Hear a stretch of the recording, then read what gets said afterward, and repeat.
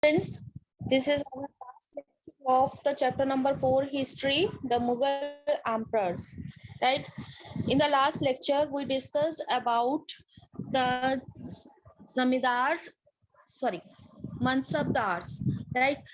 Now, today we will focus on the term Zabt and Zamidars. What do you mean by Zabt and Zamidars? As you know, the main source of income was the tax at the time of Mughal emperors, right? And these tax were collected by the peasantries, right? So these taxes were collected from the peasantry, so by the produce, right? What they produced, the taxes were collected in that form. So in most places, peasant paid taxes through the rural elites, that is the headman or the local chieftains, right? So when the taxes were paid by the peasants and the collectors were mainly the rural elites, means the rich people of the rural, who are called the headman or the local chieftains, right? So the Mughals gave them the name zamindars. The persons who collected the tax, they were known as the jamidars, right? So they were the intermediators, whether they were local headmen of villages or powerful chieftains, right? So all these are known as jamidars, whether they are headmen or chieftains, they are known as zamidars. Clear? So Akbar's revenue minister Todarmal carried out a careful survey of crop yields, prices, and areas before fixing the taxes. Right? How much taxes a peasant have to pay before determine these taxes. The Akbar, what made the Akbar? he made he carried a survey, and the revenue minister was Todermal, who carried the survey, right? Which type of crops are growing there, what is the price of that crop, what is the area of cultivation during the 10 year period, and this period was 1570 to 1580, right? So on the basis of these data, then the tax was fixed, right? So different crops were there, so different prices of their, so that's why the tax levied on the crop production was different.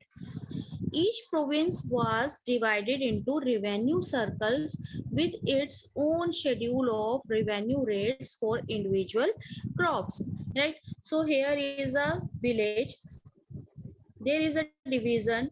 Suppose here is growing wheat, here is rice, here is maize, here is barley. So whatever the price of these crops, they have to pay according to the price of their crops. So this revenue system was known as zabt, right?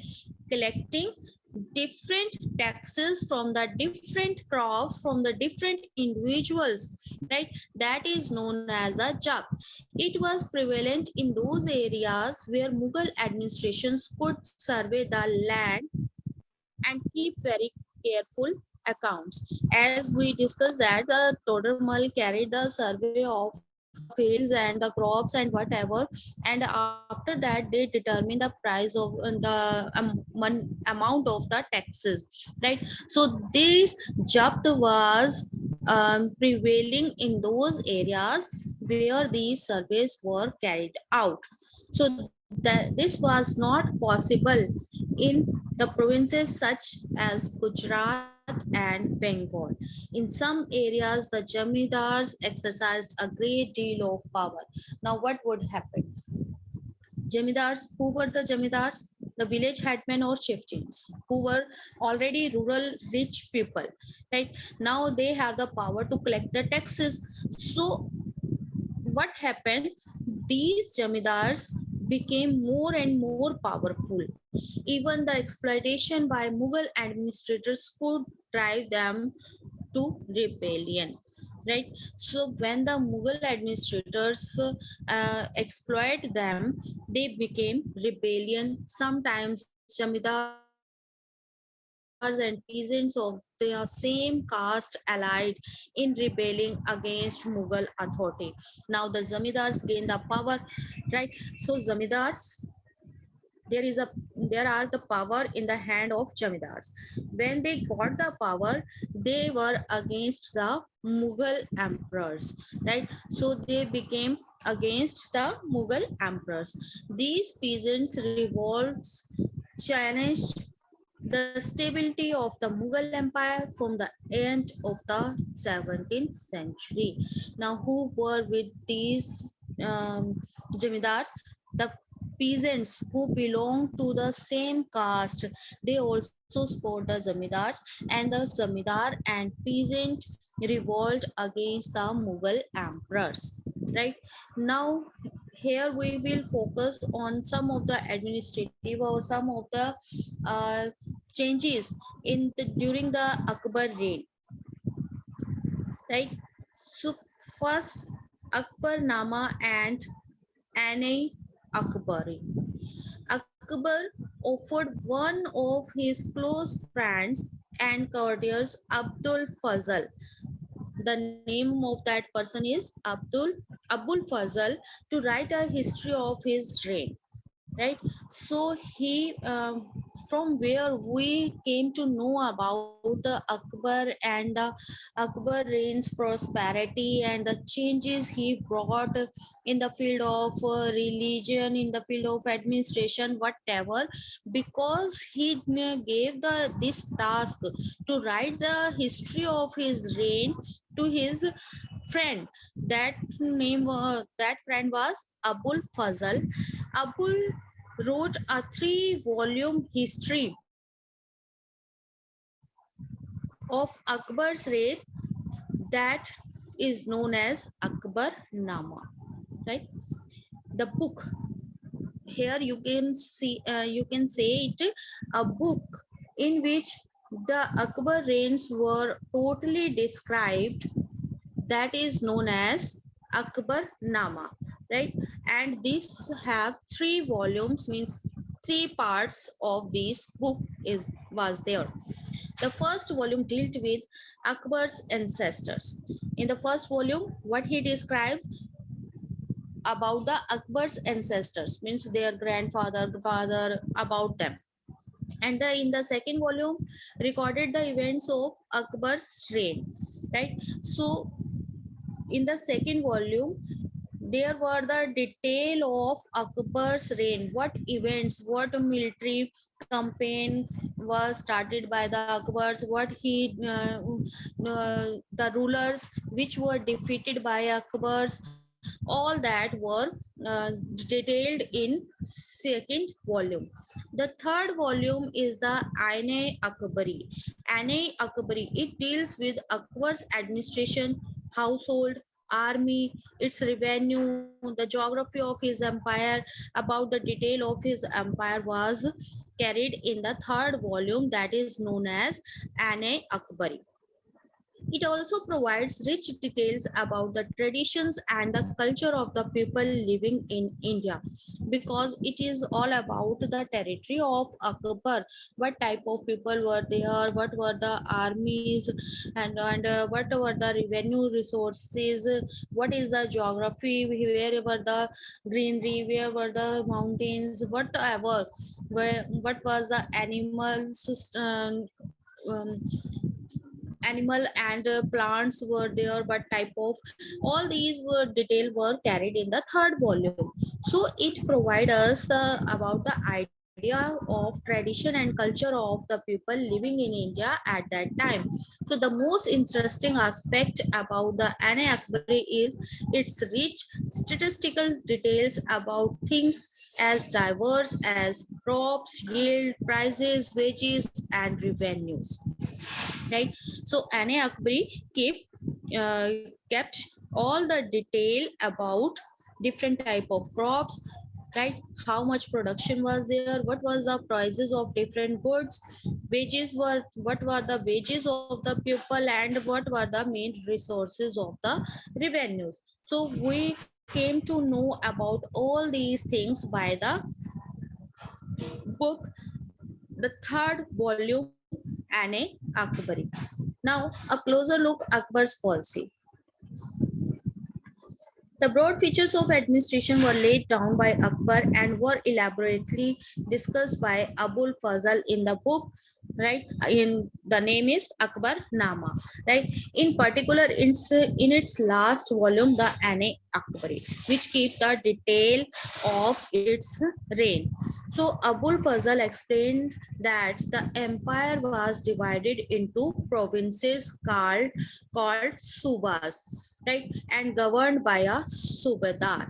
So here suppose this is the entire empire and it is divided into different regions, right? These regions are known as subas, and who govern these subas, they are known as subedar.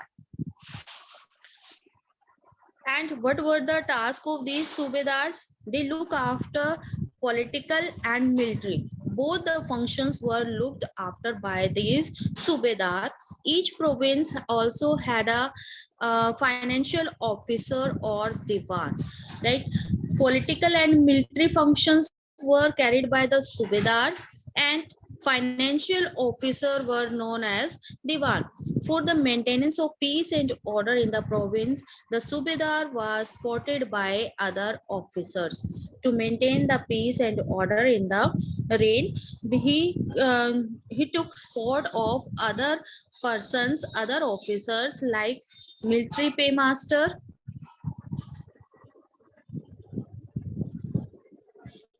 military paymaster Baksh, who was known as Bakshish, the minister in charge of religious and charitable patronage, that is known as Sadar, military commanders that are known as Fauzdars, and the town police commander that is known as Kotwal. So you have to learn all the names who were known by different names: military or paymaster, Bakshish, the ministry in charge of religious and charitable patronage, Sadar, the military commanders, Fauzdars, known as Fauzdars, and the town police commander is known as Kotwal.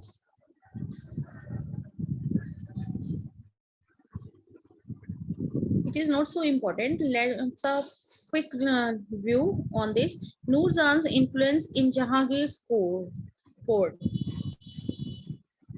Mehrunisha married the Emperor Jahangir in 1611 and received the title Nur Jahan. The original name of Nur Jahan was Mehrunisha. She remained extremely loyal and supportive to the monarch. She was very supportive and very loyal to her husband. As a mark of honor, Jahangir struck silver coins bearing his own titles on one side, and on the other side, inscription struck in the name of the Queen Begum Noor Jahan. Like she loved so much her wife, and she was so loyal to her husband. Even then, the coin which was melting on at that time, one side was the royal look, and the second on the either side there was a picture of Noor Jahan, right? So here the importance of Noor Jahan is showing. Now Akbar's noble commanded large armies and access to large amounts of revenue. While they were loyal, the empire functioned efficiently, but by the end of the 17th century, many nobles had built independent networks of their own. Now, the revenue, collecting the revenue, that is the task of some jamidars, right? Some persons. When they were loyal to the emperor, there were no issue. But gradually, what happened? But gradually, these nobles built their independent network. Their loyalties of the to the empire were weakened and by their own self interest. when they became greedy, when they gained the power, they became their loyalty became weakened and they became themselves independent. While Akbar was at Fatehpur Sikri during 1570s, he started discussion on religion with the ulama. That is very important, right? Here is two term we will talk about. That is, first is dogma. That is a statement or an interpretation declared as authoritative with the expectations that it would be followed without question, right? Like an order. This is my order and you have to follow without any question. That is known as dogma, right? And the second term which we used in this topic, that is bigot. Bigot means an individual who is intolerant of another person's religious beliefs or culture. That is known as bigot. So while Akbar was at Fatehpur Sikri during the 1570, he started discussions on religion with the ulama, right? Ulama, like in Hindus, there is very Pandit and all these who are well known about the religious concept. So in the Muslims, there were ulamas, Brahmins, Jesus Christ, who were Roman Catholics and Zoroastrians, right? He called all these elites of different religions. These discussions took place in the Ibadat Khana, the place where this discussion was holding, that is known as Ibadat Khana. That is a place name. He was interested in the religion and social customs of different people. Akbar's interaction with people of different faiths made him realize that religious scholars who emphasized ritual or dogma were often boycotts. Right?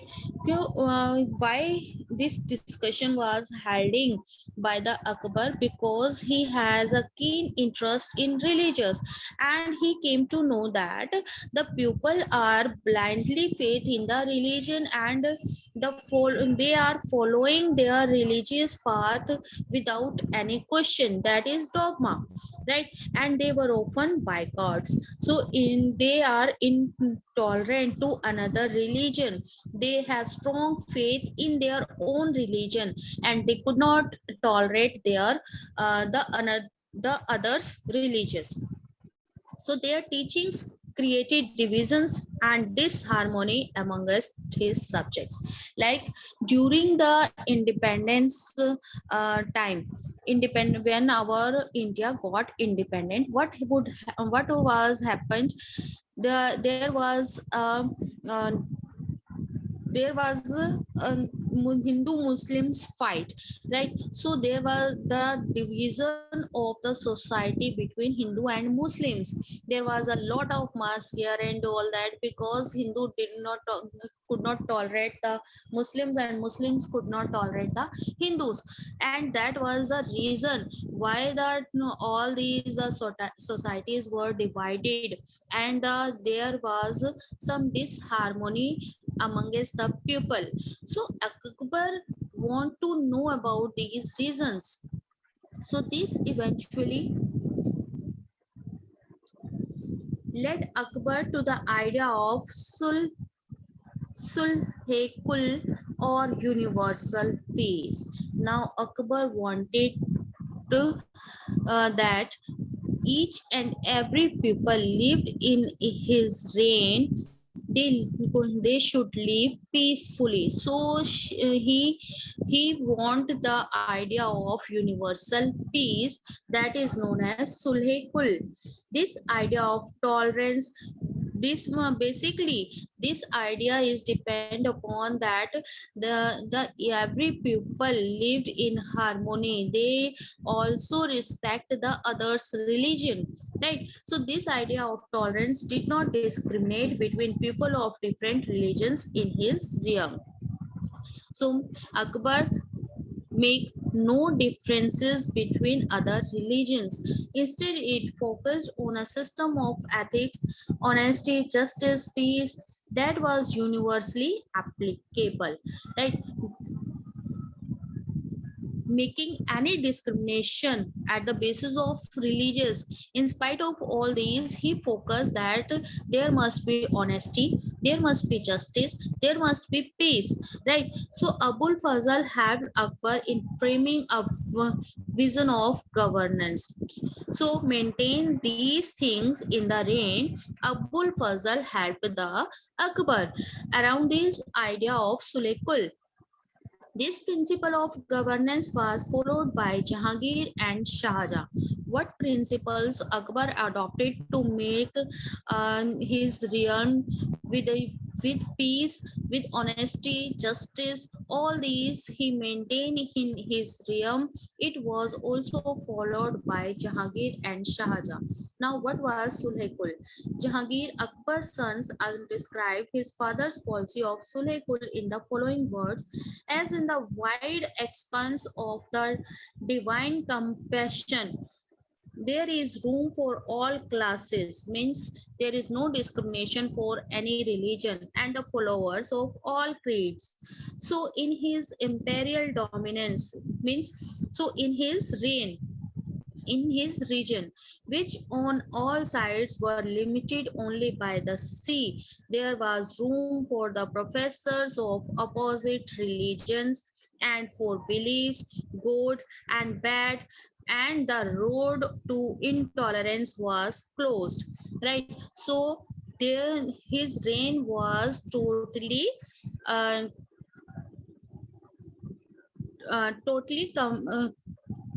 there were sea all the sides, right? Here the sea, here the sea, here the sea, ठीक है? तो his territory was totally closed by the sea, but in his territory it was open for all the religions, right? So all the religions were respected in his reign. Sunnis and Sahis met in one mosque and Christians and Jews in one church to pray. So he consistently followed the principle of universal peace, that is Sulh Kul. Right, so Akbar followed the principle of universal peace where all the religions were tolerated and all the followers, all the members of different religions were lived in harmony. Moreover,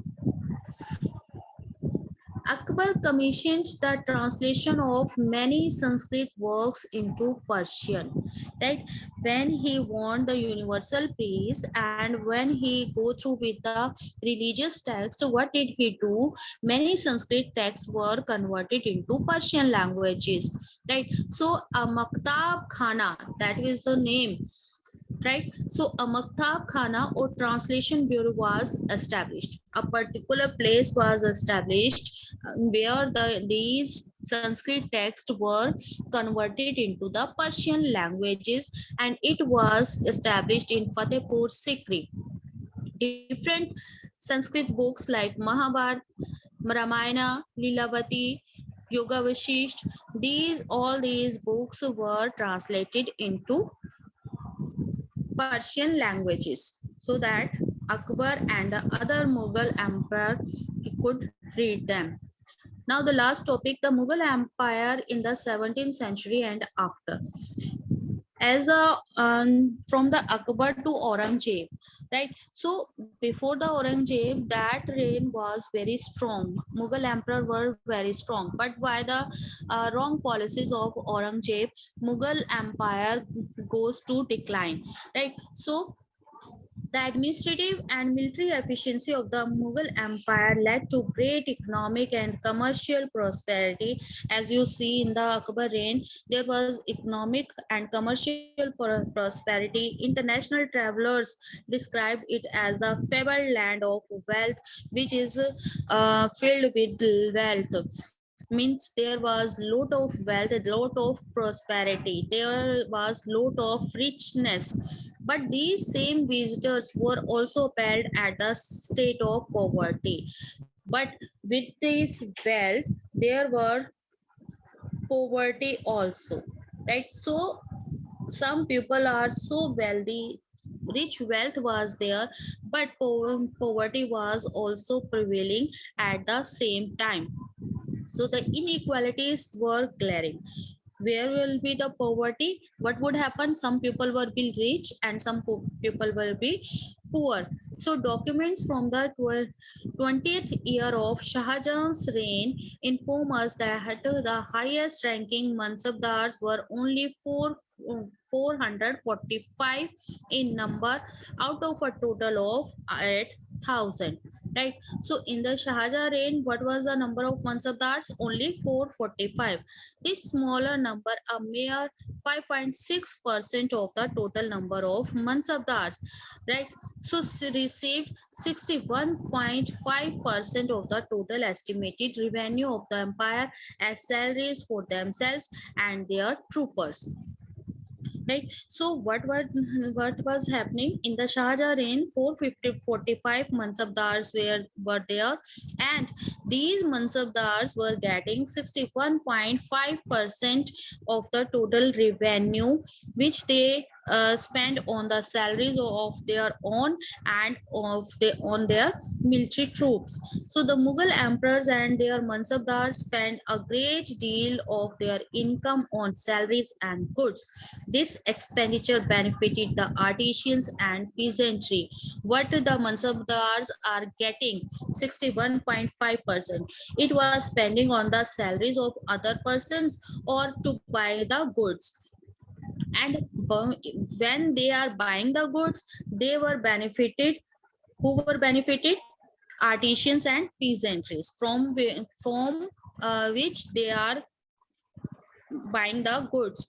So who but the scale of revenue collection left very little for investment in the hands of the primary producers, the peasant and the artisan. So the poorest amongst them lived from hand to mouth, and they could hardly consider investing in additional resources like tools and supplies to increase productivity. So there were some poor peasants who did not have sufficient food to eat even, right? So how they could spend on the additional resources when they want to buy tools or they want to increase their productivity. So the wealthy peasantry and artisan groups, the merchants and the bankers were profited in this economic world, and the landless laborers, the poor peasants were suffered so much. So the enormous wealth and resources commanded by the Mughal elite made them an extremely powerful. So some people who were becoming rich and they are collecting the taxes from the peasantry, they became more and more powerful in the late 17th century. As the authority of the Mughal emperor slowly declined, his servants emerged as powerful center of power, right? So these rich people became the more powerful persons, right? So they constitute new dynasty. When they got the power, what happened? They became powerful, and they became against their rulers and declared themselves independent. So they constituted new dynasties and held command of provinces like Hyderabad and Awadh. Now Hyderabad and Awadh were became independent and under the control of these rich elites. Although they continue to recognize the Mughal emperor in Delhi as their master, by the 18th century, the provinces, the empire had consolidated their independent political identities. Right? No doubt they became independent, but the Delhi was also there, and they recognized their existence. So Mughal emperor in Delhi, they were recognized by the Hyderabad and Awadh rich elites also. So here we completed this chapter. If you have any doubt, you can